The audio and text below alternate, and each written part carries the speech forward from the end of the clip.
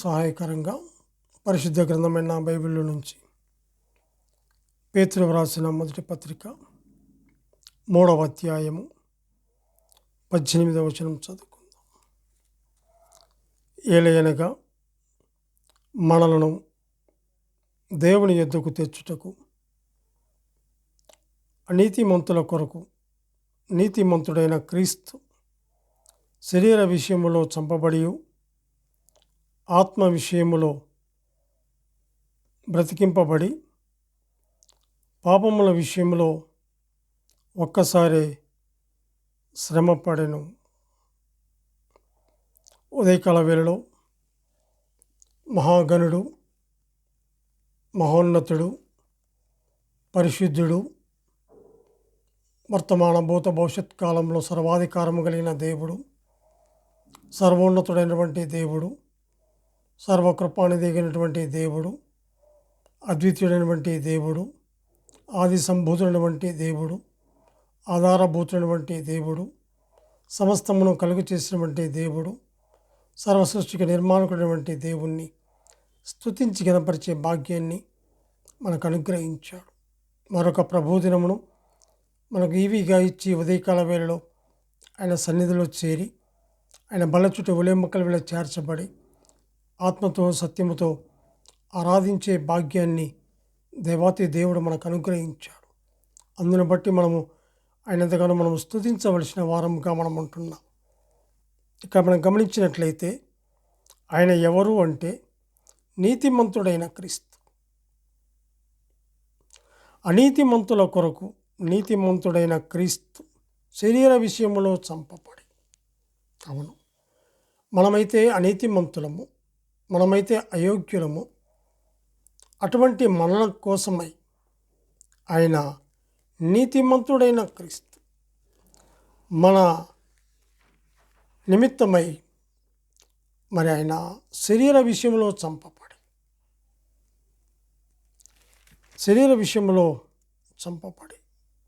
ఆత్మ విషయంలో బ్రతికింపబడి అని చెప్పచ్చు. ఆయన ఒక్కసారి శ్రమ పడ్డాడు. ఒక్కసారి ఆయన శ్రమను అనుభవించి ఆయన మరి ప్రాణము విడిచినట్లుగా మనం చూస్తుంటున్నాం. అంతే మాత్రమే కాదు, యోహాను వ్రాసిన మొదటి పత్రిక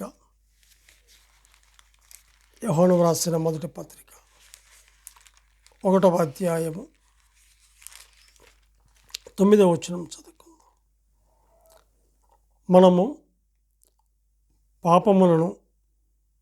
మన పాపములను మనము ఒప్పుకొనిన ఎడల ఆయన నమ్మదగిన వాడును నీతిమంతుడును కనుక ఆయన మన పాపములను క్షమించి సమస్త దుర్నీతి నుండి మనల్ని పవిత్రులుగా చేయును.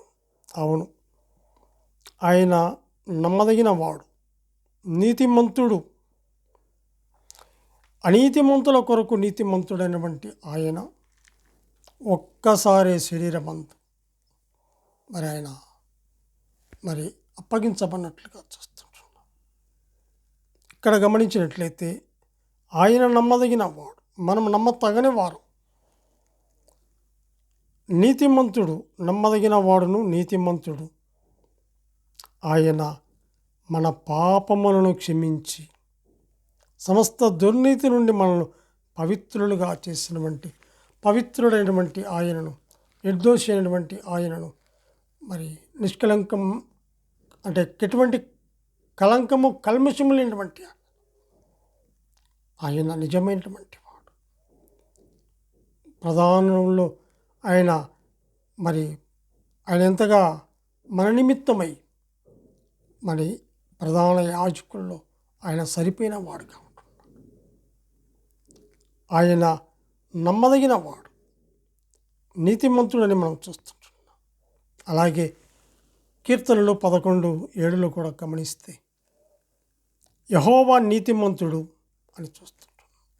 ఎవరు నీతిమంతుడు? యెహోవా అనగా ఉన్నవాడు అనువాడు అని చెప్పి చూస్తుంటాం. ఆయన నీతిమంతుడు. ఉదయకాల వేళలో నీతిమంతుడైనటువంటి దేవుణ్ణి ఆయన మనము ఎంతగానో స్తుతించవలసిన వారముగా. ఆయన నీతిని ప్రేమించువాడు. యథార్థవంతులు ఆయన ముఖదర్శనం చేస్తారని కీర్తనలు 11:7 మనం చూస్తాం. యెహోవా నీతిమంతుడు, ఆయన నీతిని ప్రేమించువాడు. యథార్థవంతులు ఆయన ముఖదర్శనము చేస్తారు అని చెప్పేసి చూస్తాం. అవును, ఉదయకాల వేళలో ఆయన బలలో పాలపంపులు పొందుతూ ఉంటుండగా, ఆయన సన్నిధిలో మనం చేరి ఉంటుండగా, ఆయన మన కొరకై సెలవులో పడినటువంటి పాటలు ఎంత గొప్పవి. దాన్ని జ్ఞాపకం చేసుకుంటూ ఆయన మనం స్తుతించాలి. అనీతిమంతుల కొరకు నీతిమంతులైనటువంటి ఆయన సెలవులో నలగ కొట్టబడ్డాడు. యోహాను వ్రాసిన మొదటి పత్రిక 3వ అధ్యాయము 7వ వచనంలో కూడా గమనించినట్లయితే, ఆయన నీతిమంతుడై ఉన్నట్టు నీతిని జరిగించు ప్రతి వాడును నీతిమంతుడు అని చెప్పి చూస్తాం. ఆయన నీతిమంతుడైన క్రీస్తుని ఉదయకాల వేళలో ఆత్మతో సత్యముతో ఆరాధించవలసిన వారముగా ఉంటున్నాం. మనము నమ్మతగని వారము, ఆయన నమ్మదగిన దేవుడు. ఆయన నీతిమంతుడు, నీతిని ప్రేమించువాడు కనుక మనము ఆయన మనస్సు కలిగి మనం ఈ ఉదయకాల వేళలో ఆయన శరీరములకు సాధించుకున్న రొట్టెలో, ఆయన రక్తములకు సాధించుకున్న పాత్రలో మనం చేయాలి. ఆయన నీతిమంతుడని యోహాను వ్రాసిన మొదటి పత్రిక 3:7 చూస్తుంటున్నాం. ఆయన నీతి సూర్యుడు అని కూడా మనం చూస్తుంటున్నాం. నీతి న్యాయములు కలిగిన దేవుడు. ఆయన నీతి సూర్యుడే కాదు, నీతి న్యాయములు కలిగినటువంటి దేవుడు. అంత గొప్ప దేవుడు ఆయన. అందుకే మనం స్తుతించాలి.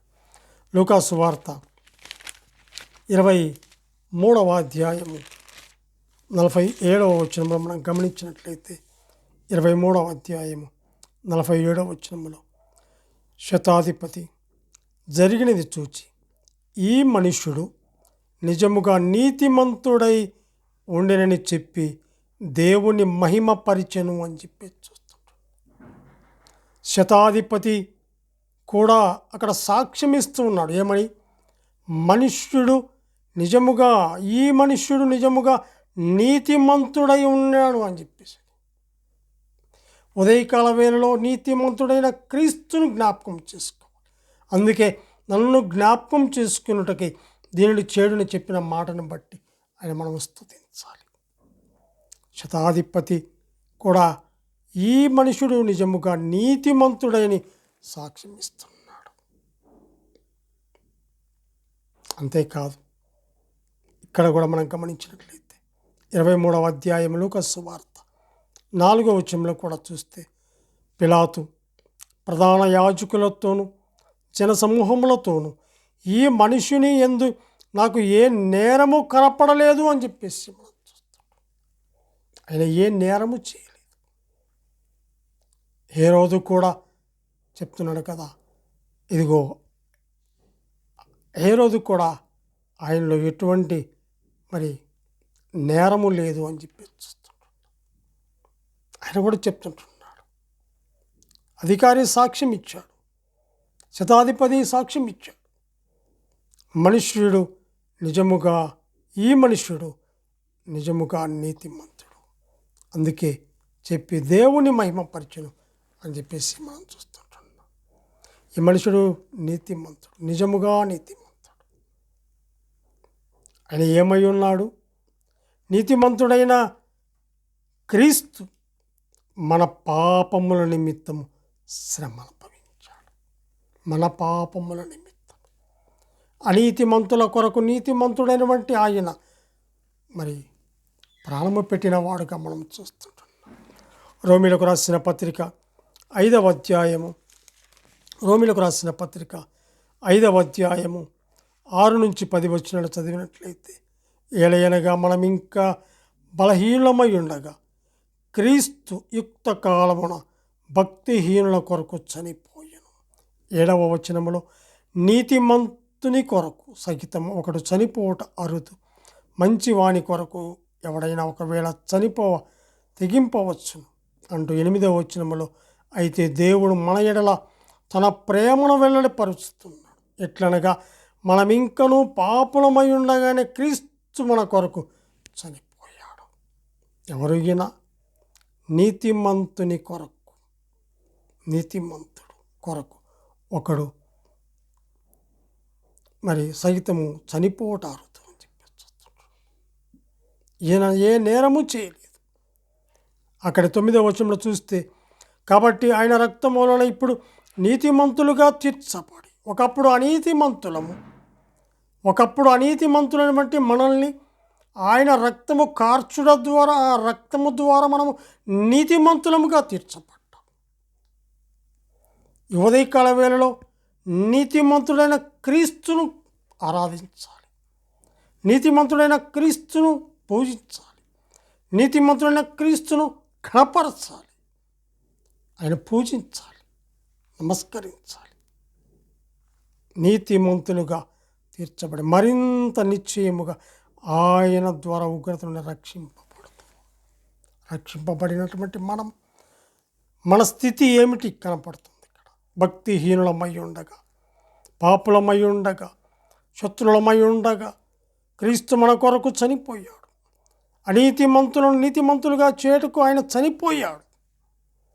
మనల్ని దేవుని యొద్దకు తెచ్చుటకు ఆయన శ్రమపడ్డాడు. యోహాను సువార్త 14వ అధ్యాయము, యోహాను సువార్త 14వ అధ్యాయము 6వ వచనంలో మనం గమనించినట్లయితే, 14వ అధ్యాయము 6వ వచనంలో, యేసు నేనే మార్గము సత్యమును జీవమును, నా ద్వారా తప్ప తండ్రి యొద్దకు ఎవడు రాడు అని చెప్పి చూస్తాడు. మార్గం సరళము చేశాడు. మార్గము సరళము చేసినటువంటి క్రీస్తు. ఎఫెసీ పత్రిక 2వ అధ్యాయము 13 నుంచి 18 వచనాలు మనం గమనించినట్లయితే మన స్థితి కనపడుతుంది. దూరస్తులను క్రీస్తు రక్తము ద్వారా సమీపస్తులుగా చేశాడు. అందును బట్టి మనం స్తుతించాలి. విధిరూపకమైన ఆజ్ఞలు గల ధర్మశాస్త్రమును తన శరీరమందు కొట్టివేయుట చేత మధ్య గోడ పడగొట్టి మనల్ని ఉభయులుగా చేశాడు. అందును బట్టి మనం స్తుతించాలి. దేవునితో సమాధానపరిచాడు. అందును బట్టి మనం స్తుతించాలి. ఏక శరీరులుగా చేశాడు. అందును బట్టి మనం ఆయన స్తుతించాలి. ఒక్క ఆత్మయందు ఆ తండ్రి సన్నిధికి చేరగలిగే ఆ భాగ్యమును, ఆ కృపను అనుగ్రహించినటువంటి ఆ దేవాతి దేవుణ్ణి, నీతిమంతుడైన క్రీస్తుని ఉదయకాల వేళ జ్ఞాపకం చేసుకుంటూ తండ్రి అయినటువంటి దేవుని మనం ఆరాధించవలసినటువంటి వారముగా మనం ఉంటున్నాం. హెబ్రీయులకు రాసిన పత్రిక 10వ అధ్యాయము 19 నుంచి 20 వచనాలు మనం గమనించినట్లయితే, ఆయన రక్తము వలన పరిశుద్ధ స్థలమునందు ప్రవేశించుటకు మనకు ధైర్యము కలిగిందిగా మనం చూస్తుంటాం. ఒకప్పుడు మనకి ధైర్యము లేదు, ఒకప్పుడు ఈ యోగ్యత లేదు మనకు, ఒకప్పుడు అనీతిమంతులము, ఒకప్పుడు బలహీనులము, ఒకప్పుడు మనం పాపులము. అయినటువంటి ఆయన మనల్ని ప్రేమించిన ప్రేమ ఎంత గొప్పదిగా మనం చూస్తుంటాం. అయితే ధైర్యము కలిగినటువంటి మనము మనస్సాక్షికి కల్మషము తోచకుండా ప్రోక్షింపబడిన హృదయము, నిర్మలమైన ఉదక స్నానము చేసి శరీరము కలిగి విశ్వాసములో సంపూర్ణ నిశ్చయిత కలిగి యథార్థమైన హృదయం కలిగి నీతిమంతుడైన క్రీస్తును మనము ఆరాధించి పూజించి నమస్కరించవలసిన వారముగా ఉంటున్నాం. ఉదయకాల వేళలో ప్రభు సన్నిధిలో మనం చేరి ఆయన బల్ల చుట్టూ ఒలివముకల వేళ చేర్చబడి ఆత్మతో సత్యముతో ఆరాధించే భాగ్యాన్ని దేవుడు మనకు అనుగ్రహించాడు. మనల్ని దేవుని ఎద్దుకు తెచ్చుటకు, అనగా అనీతిమంతులైన కొరకు నీతిమంతులైన క్రీస్తు శరీర విషయంలో చంపబడి ఆత్మ విషయంలో ఒక్కసారి ఆయన బ్రతికింపబడ్డాడు. ఇక్కడ గమనిస్తే కొరింథీయులకు రాసిన మొదటి పత్రిక 11వ అధ్యాయం 23 నుంచి చూసినట్లయితే, నేను మీకు అప్పగించిన దానిని ప్రభువు వలన పొందితిని. ప్రభువైన యేసు తాను అప్పగింపబడిన రాత్రి ఒక రొట్టెను ఎత్తుకొని కృతజ్ఞతాస్తుతులు చెల్లించి దానిని విరిచి, ఇది మీ కొరకైన నా శరీరం, నన్ను జ్ఞాపకం చేసుకున్నట్టుకి తిని చేయండి. అలాగే 25వ వచనంలో కూడా నన్ను జ్ఞాపకం చేసుకుంటకి దీన్ని చేయుడి. అక్కడ ఆ ప్రకారమే భోజనమైన పిమ్మట ఆయన పాత్రను ఎత్తుకుని, ఈ పాత్ర నా రక్తం వలన క్రొత్త నిబంధన, దీనిలోనిది త్రాగునప్పుడల్లా నన్ను జ్ఞాపకం చేసుకో. ఆయన జ్ఞాపకం చేసుకోవాలి. ప్రభు దినములో, పరిశుద్ధ దినములో యథార్థమైన హృదయం కలిగి, ఆత్మతో, దేవుడు ఆత్మ కనుక ఆయన ఆరాధించువారు ఆత్మతో సత్యముతో యథార్థమైన హృదయం కలిగి ఆయన మనము స్తుతించి పూజించి నమస్కరించవలసిన వారముగా ఉంటుంది. కాబట్టి ప్రతి మనుషుడు తను తాను పరీక్షించుకొని ఆ రొట్టెలో తిని ఆ పాత్రలోని త్రాగవలను. ప్రభు శరీరమని వివేచింపక తిని త్రాగువాడు తనకు శిక్షావిధి కలుగుటకే తిని త్రాగుచున్నాడు. ఇందువలననే మీలో అనేకులు బలహీనులు, రోగులై ఉన్నారు, చాలామంది నిద్రించుచున్నారు. అయితే మనల్ని మనం విమర్శించుకున్న ఎడల తీర్పు పొందకపోదము. అవును, ఈ ఉదయకాల వేళలో నీతిమంతుడైన క్రీస్తును జ్ఞాపకం చేసుకొని తనేటువంటి దేవుని స్తుతించి గణపరిచి పూజించి నమస్కరించవలసిన వారం. మన కొరకై ఆయన మరణించాడు, సమాధి చేయబడ్డాడు, మరలా 3వ దినం మృత్యుంజలిస్తే తన కృపార్శ్వంలో కూర్చొని విజ్ఞాపన చేస్తూ తిరిగి రానై ఉన్నాడు. అందుకే అంటాడు, నన్ను జ్ఞాపకం చేసుకున్నట్టుకై నేను చేయడని చెప్పిన మాటను బట్టి ఉదయకాల వేళలో నీతిమంతుడైన క్రీస్తును జ్ఞాపకం చేసుకొని ఆయన యథార్థమైన హృదయంతో ఆరాధించదు.